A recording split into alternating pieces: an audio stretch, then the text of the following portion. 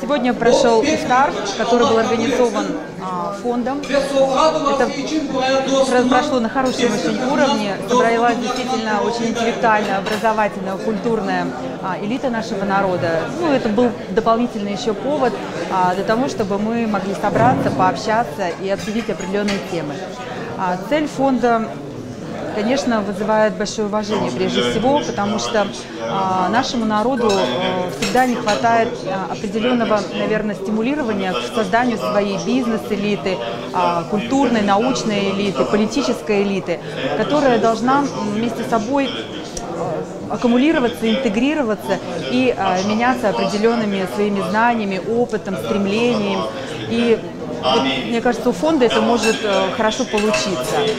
У нашего народа должны быть различные институты, которые должны эти именно цели преследовать. Потому что история нашего народа говорит о том, что на протяжении столетий создавались определенные очень неблагоприятные условия, которые вынуждали нашу элиту каким-то образом как физически выезжать, так и каким-то образом просто в какой-то степени уходить в какое-то небытие.